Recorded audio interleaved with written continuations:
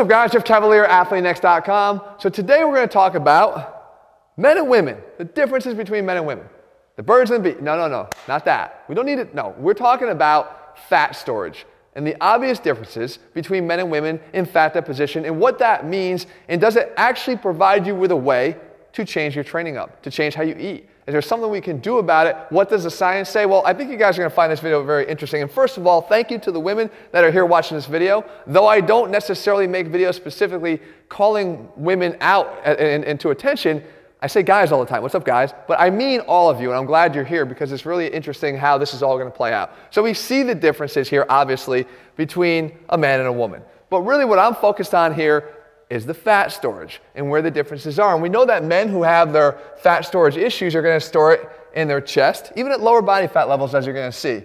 In their midsection, right in here, stubborn area, and the love handles. Again, stubborn area. Even here, I actually store some right there, believe it or not, in my lower back. So even the back when we get to that side. Where we don't have issues are here in the calves, legs, and arms, right? We tend to stay fairly fat-free in these areas, provided we're not extremely overweight, as I'll cover in a minute. And we look over here at the ladies, we have some differences. Number one, we take that leg and we look in that area, and we know that there's problems here for women. Thighs, hips, muffin top, this whole area over here, even down here, the cankle area, it's a problem, right? And women also here have a much more significant storage of fat in their arms, specifically in their triceps, that leads to these major differences in how we look when compared side to side. When we turn it around, we have similar issues here. The men still have the love handles over here. We have that low back fat that I referenced, again, at a very low body fat level. I still have the remnants of fat back here on my low back that I probably will never get rid of.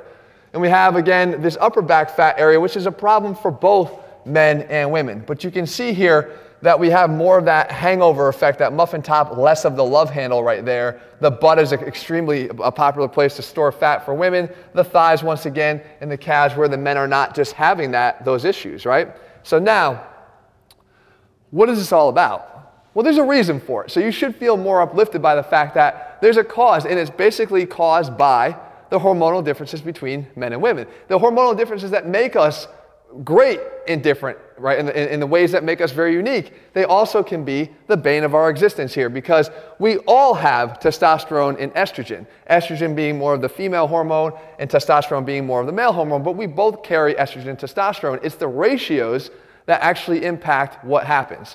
So if we dive into this a little bit more, this is sort of a comparison of the exact situation I just laid out. The man who's overweight, the woman who's overweight, but the distribution of that excess weight is significantly different. Why is it that men are carrying all this extra weight and sort of building all this weight out right here, whereas women have it much more dispersed? They are carrying it in a lot of more significant areas. They're carrying it in their hips, in the thighs, in the lower legs, like I said, in the arms, whereas men are kind of right here in this chest and in here in the abdomen. Well, it's because of these differences in hormones, once again. Men, again, ruled and guided by testosterone, have more of what we would call visceral fat. And there's a difference between visceral fat, which is the fat that occurs inside the abdomen, inside the abdominal cavity, impeding on the internal organs, making it much more dangerous, by the way, than what women are having here, and that is more subcutaneous fat, the fat that's right underneath the skin that actually oftentimes leads to that appearance, that dimpled appearance of the fat, because we can see it more readily. It's right there, one layer down, whereas the men here, it's actually hidden a lot more deeply. Now again, just like estrogen and testosterone, where we have each, women will have visceral fat as well. Men will have subcutaneous fat. It's not one versus the other, but the percentages of those are greater.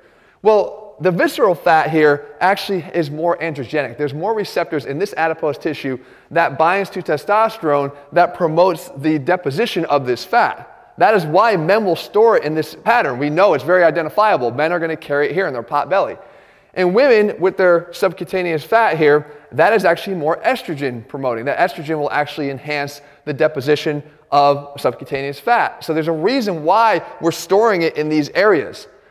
But there's more to it than this, because you look at this and you say, well, if I'm a man who's more fit, then I won't necessarily have to worry about this, right? And that's not necessarily true, because even this gentleman here who's a little bit older, even though you can start to see the outline of his six-pack, he's got less subcutaneous fat here in the way.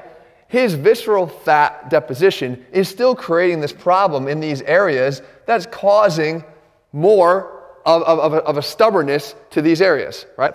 Whereas women here, you can still see that appearance, that pockmarking appearance here of that fat directly beneath the skin. So even at what we would call healthy and fit body shapes, we are not seeing the elimination of this. It's a problem we're going to have to live with forever. So what do we do to fix it? Because that's really the most important thing, is how do we fix this problem? And you're not going to find any shortcuts here. You're not going to find anything about freezing your fat away. You're not going to find anything about sticking some electrodes on your belly and watching it melt away overnight. You're going to find the same recommendations you always do. But I'm going to give you some hope here, because with a little bit of extra science, we're going to realize that there are some things that are unique, again, always, between men and women that should work to our advantage. And the first thing is, for women, you're going to certainly need to focus on nutrition. And I'm going to save my discussion here on nutrition for just about 2 minutes, because we're going to need to talk about it for both. Everybody's going to have to worry about their nutrition. It is going to be the thing that determines what your body fat levels are all the time. If there's one thing you can work on, and I'm talking body fat only, we're talking about body fat in this video. If there's one thing you can do to lower your body fat, the only thing you should be focused on is your nutrition. And I know how important training is, and I do this for a living. Nutrition is always going to be the one and only thing that you should be focusing on if you could only choose one. But we'll get back to that. But when it comes to training, the interesting thing about training for women is women will actually show a beneficial effect to training more so than men will when they're trying to lose body fat. So men can train and train and train. If they don't want to get their diet in check, you really won't see a difference in the amount of body fat that you're carrying. But for women, because they naturally carry lower levels of lean muscle mass, any response to training is usually a good one. And I mean, and you guys have heard me say before, I'm not a big fan of steady state cardio. But we know that steady state cardio can produce a little bit of a hypocaloric effect, allowing you to burn a few extra calories throughout the day to get you into a hypocaloric state to burn some extra body fat. But it's not even really that. Sometimes the act of just doing any training at all, even walking on a treadmill at some level of incline, provides enough resistance and overload to start to develop some lean muscle mass tissue. And the good thing about that is that actually provides you with all the benefits of lean muscle mass, of giving you greater insulin sensitivity, a greater depot and storage place for glycogen, the ability to actually have a higher metabolic rate as you accumulate more active tissue. Those are all great things, but that being said, there's a far more effective way to do that here, and that is with strength training, progressive overload. Don't be afraid of the weights. Oh, my legs get big. No, they're not going to get big. If you're watching your diet, they're actually going to be toned. You're going to be getting rid of that body fat that's making them look big. So what you want to do is you want to have a three-pronged approach if you're a woman to do some steady state cardio for that additional caloric burn, but focus the majority of your training on resistance training, strength training, weight training, and then of course using some high intensity interval training as well. So the benefits here are pretty isolated for women when it comes to dropping fat. But for men, we're back into this whole idea about what's the contribution of additional exercise. And we were talking about walking on a treadmill at a low level speed or whatever it is for an hour. Guys, you're wasting your time. You are wasting your time. And I've said this before, are there cardiovascular benefits here? Of course. Are they going to help you long term with your cardiovascular benefits if you're training at a high enough level? Yes. That's a known fact. Will they burn some extra calories? Yes.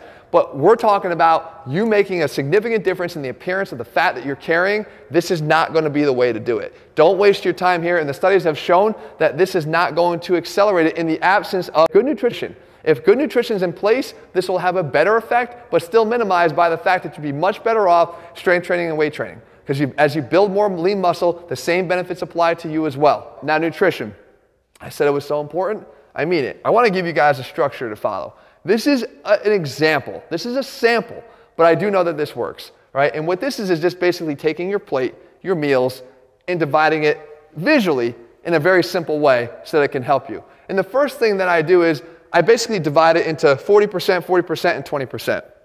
Simple. The first 40% here of this plate, pretty much is almost half, and I kind of cut off a little bit, almost half, and I cut off a little bit. Here's protein. And I don't care if you're following the vegan diet or if you're not. Find a source of protein that you enjoy, that you feel that tastes good, that you actually like, because this is not about depriving yourself. Find a source of protein that you enjoy. That goes there. Your fibrous carbohydrates. right? All the vegetables, they fill up the other portion of your plate, the majority of your plate. Those starchy carbohydrates, I'm not against carbohydrates. I'm not looking to avoid carbohydrates. Especially as a trainer for athletes, I realize the importance of carbohydrates to fueling their performance. I'm not looking to avoid them. I make room on the plate for them. I just make it as the smallest portion of the plate. My particular favorite is sweet potatoes here that I like to use. In terms of fats, be very careful. Incidentally, you add your fat. Don't avoid fats. One of the biggest mistakes I ever made in my early life with nutrition was avoiding fats. You want to have fats in your plan. They're healthy, they're important, but just realize when we're talking about being hypocaloric, fats will actually be very detrimental because they'll add up quickly. People think, oh, I'm having olive oil. That's great. Olive oil is extremely healthy. However, when you pour olive oil after olive oil after olive oil onto your salad because you think it's healthy, there's no disputing the fact that it is, but it's also extremely caloric with over 120 calories per tablespoon. And you just realize you put 6 tablespoons on your salad, you realize how difficult that becomes to actually lose weight and stay hypocaloric. So you want to make sure that you're very aware of the fats you're adding because of the caloric density of them. Now there are some other things you can do, okay? And we know that I'm a big fan of ginger. I made a whole video on ginger. But the thing about ginger is the active compounds in ginger, namely gingerol, are actually able to help you to do a host of things, including boosting your immunity. And we know that stress hormone accumulation is another thing that can increase fat deposition for both men and women.